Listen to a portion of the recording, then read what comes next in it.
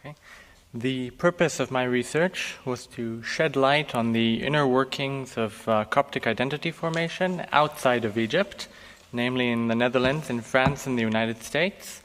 The reason for this choice was that in Egypt, society was a bit more closed, and I felt that the move outside of Egypt would wake up issues that remained dormant.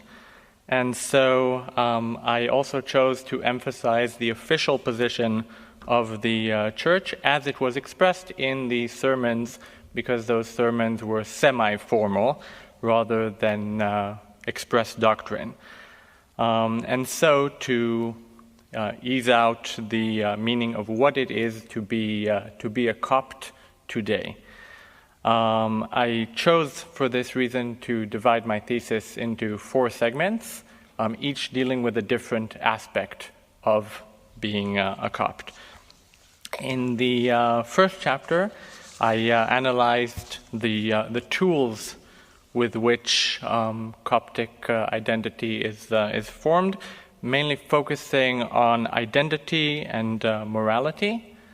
Because those I felt were the most expressive of their identity and how it lasted for so long and remained so strong even after migration.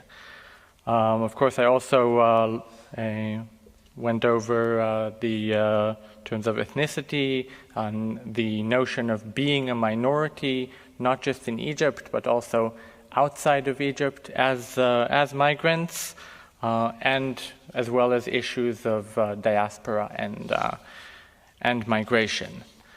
I felt it was the most important thing to focus not on the Coptic popular views, but more on the church as their representative, because of its authority as an agent vis-a-vis the new state, because they would be able to have an official position as representatives of the group in the new country.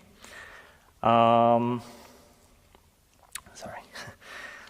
the following chapter, I also looked into the historical conditions that affected the formation of Coptic identity in Egypt, the changing languages, the move from Egyptian languages to Greek to Arabic, and how the Coptic community was able to pass its identity forward even though the language shifted, despite the fact that the language was so important in Coptic identity, and the different forces within the Egyptian state, the state itself, the Coptic elites, the popular beliefs, as well as the papacy, that all pulled in different directions.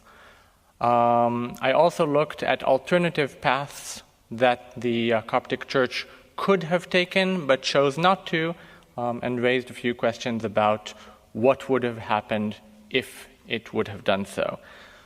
In the third chapter, I went over some ethnic markers and moral markers, and showed the ethnic markers were the reinvention of pharaonic identity, naming practices, the move away from Arabic names to more Coptic names, tattoos on the hands that would be indicative of being Copts, as well as male circumcision. Also went shortly into female circumcision and how that was slowly fading away from the Coptic community.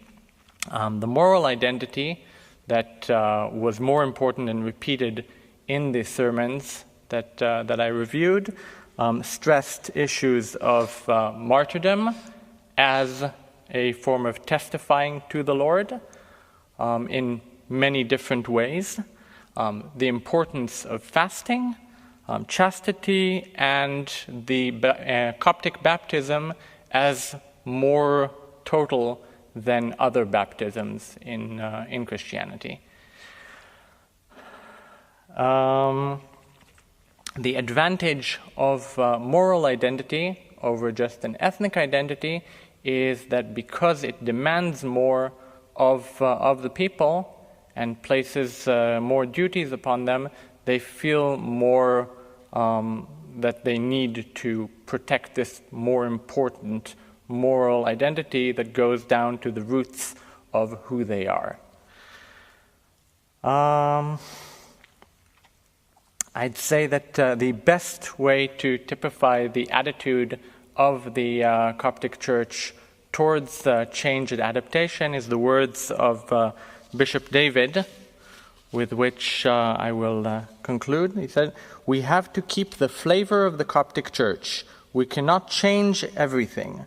As much as we can, we do change.